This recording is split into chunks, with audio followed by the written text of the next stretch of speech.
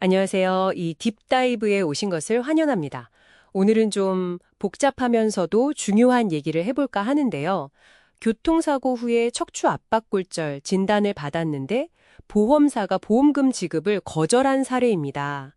저희가 오늘 볼 자료는 이 사건의 손해사정 의견서 요약본이고요. 보험사가 기왕장애, 그러니까 원래 있던 문제다 이렇게 주장하면서 지급을 거절했는데 여기에 어떻게 대응했는지 그 과정을 한번 깊게 파헤쳐 보겠습니다. 아니, 영구장애 진단까지 받았는데 이걸 거절했다니 좀 이상하죠. 네, 안녕하세요. 이 사례가 보험 분쟁에서 자주 등장하는 어떤 잣대로 볼 것이냐 하는 문제를 아주 잘 보여줍니다. 보험사는 보통 복잡한 의학 용어나 약관을 내세워서 자기들 주장을 관철시키려고 하는데요. 오늘은 그 논리가 뭔지 또 어떻게 반박할 수 있는지 좀 명확하게 짚어보려고 합니다. 네, 좋습니다. 그럼 보험사가 내세운 그 핵심 논리, 기왕장애, 이게 구체적으로 어떤 내용이었나요? 네, 그 하나손해보험 주장은 이랬습니다. 윤 씨가 사고 나기 전, 그러니까 2022년 영상 같은 걸 보니까 이미 척추 여러 군데, 흉추 11번이랑 요추 1번에서 3번까지 오래된 골절이 있었다는 거예요. 그래서 이미 장애 상태였다, 이렇게 본 거죠.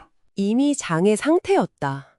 근거가 있어야 할 텐데요. 내 근거로 콥스각이라는 걸 들이댔습니다. 이게 척추 전체가 얼마나 휘었나 보는 각도인데요. 사고 전 2022년 영상을 보니까 3.14도, 사고 후 2025년은 3.7도, 뭐 이랬던 거죠.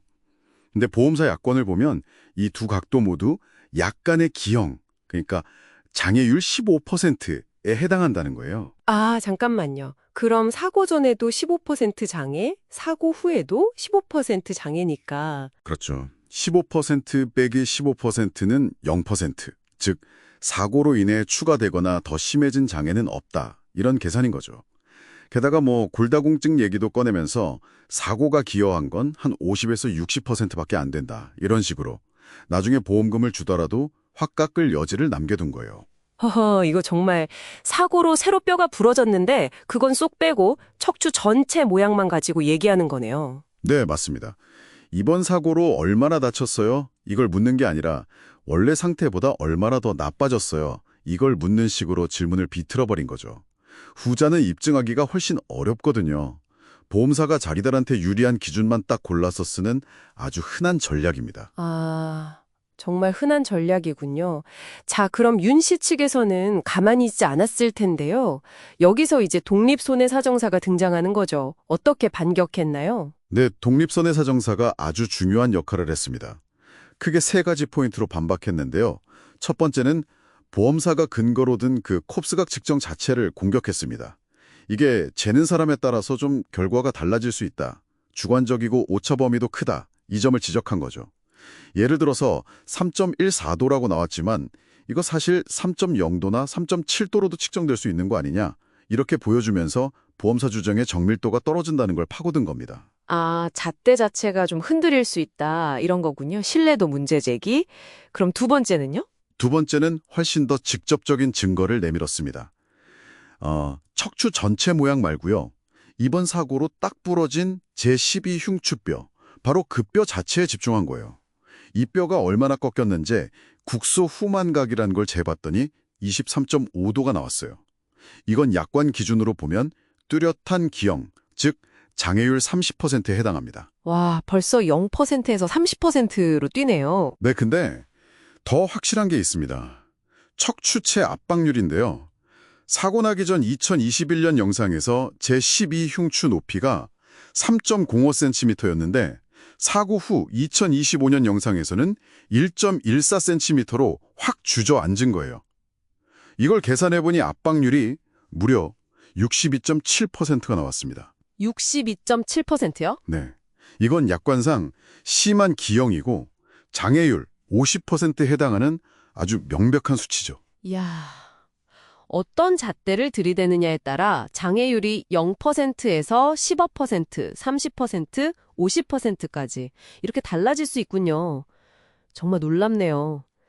그럼 의학적 증거 말고 또 다른 반격 카드가 있었나요? 법적인 주장 같은 거요? 네, 그게 세 번째 핵심입니다. 바로 설명 의무 위반 주장인데요. 보험계약이라는 게 워낙 복잡하잖아요. 그래서 보험사는 계약할 때 소비자한테 불리할 수 있는 조항들, 예를 들면 원래 있던 장애는 보험금 지급 시 깎는다는 이 기왕장애 감액 조항 같은 걸 명확하게 설명해줘야 할 의무가 있어요. 만약 보험사가 이걸 제대로 설명했다는 걸 입증 못하면 나중에 와서 원래 문제 있었으니 깎아야 합니다. 이렇게 주장할 수 없다는 대법원 판례가 있습니다. 윤 씨 경우에도 보험사가 계약 당시에 이걸 제대로 설명했다는 증거가 좀 부족했기 때문에 기왕장애 주장은 법적으로도 받아들여지기 어렵다는 점을 지적한 거죠. 와, 이건 정말 의학적으로도 그렇고 법적으로도 그렇고 아주 강력한 반격인데요. 보험사는 그럼 뭐라고 나왔나요? 보험사도 가만히 있지는 않았죠. 동시감정 카드를 꺼냈습니다. 자기들이 선정한 대학병원 의사, 고려대 안산병원 김세훈 자문이라는 분에게 다시 감정을 맡긴 거예요. 근데 결과가 좀 공교롭게도 이 자문위는 다시 콥스각을 기준으로 판단해서 세장의 15%, 기양장의 15%, 이퀄 0%. 다 이렇게 처음 보험사 주장을 거의 그대로 따라갔습니다. 네, 다시 원점으로 돌아갔다고요? 그렇죠. 그런데 이 동시감정에도 문제가 있다는 지적이 나왔어요. 압박률을 계산할 때요. 손상된 제12 흉추 자체 높이를 기준으로 해야 하는데 그게 아니라 주변 척추뼈, 그러니까 이미 다른 오래된 골절 영향이 있을 수도 있는 뼈들의 평균 높이를 기준으로 삼았다는 거예요. 잠깐만요. 아니, 이미 좀 문제가 있을 수 있는 주변 뼈 높이를 정상 기준으로 삼아서 계산했다고요? 그건 좀 이상한데요? 네, 상식적으로도 그렇죠. 그래서 최종 의견서에서는 다시 한번 가장 명확하고 논란 여지가 적은 증거, 즉 사고로 다친 제12 흉추뼈 자체의 높이 변화, 이걸 강조했습니다. 사고 전 3.05cm, 사고 후 1.14cm.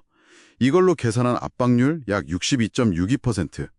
이 수치는 누가 봐도 약관상 심한 기형이고 장애율 50%에 해당한다. 이건 반박하기 어렵다. 이렇게 못을 박은 거죠. 여기에 아까 말씀드린 설명 의무 위반 가능성까지 더해서 보험사가 이걸 삭감할 법적 근거도 부족하다.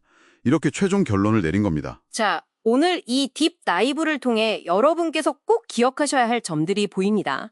만약 비슷한 상황에 처하신다면요.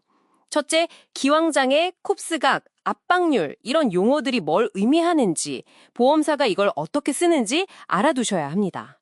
둘째, 보험사가 제시하는 그 측정 기준, 그 잣대에 항상 왜? 라는 질문을 던져보세요. 더 직접적이고 객관적인 증거는 없는지 찾아봐야 합니다. 척추 전체 모양보다는 사고로 다친 바로 그 뼈의 변화가 더 중요할 수 있다는 거죠. 셋째, 나를 직접 치료한 주치의 선생님의 소견, 이게 정말 중요합니다. 꼭 확보해두세요. 넷째, 보험사가 계약할 때 중요한 내용을 제대로 설명했는지, 즉 설명 의무를 다했는지 따져볼 필요가 있습니다. 마지막으로 혼자 싸우기 버겁다면 내 편에서 전문적으로 싸워줄 독립손해사정사의 도움을 받는 걸 고려해보세요. 네, 오늘 본설처럼 결국 어떤 측정 기준을 선택하느냐가 결과를 완전히 바꿀 수 있습니다. 여기서 당신에게 마지막으로 던지고 싶은 질문이 이겁니다. 당신의 권리와 관련된 복잡한 정보, 특히 어떤 숫자나 기술적인 세부 사항을 근거로 당신이 마땅히 받아야 할 것을 거부당했을 때 말이죠. 당신은 그 주장의 근거가 되는 질문 자체가 과연 올바른지, 그리고 사용된 데이터가 정말 가장 관련성이 높은 것인지 어떻게 확신할 수 있을까요? 때로는요, 문제 해결을 위해서 그 문제를 바라보는 틀 자체에 도전해야 할 필요가 있습니다. 여러분은 그럴 준비가 되셨습니까?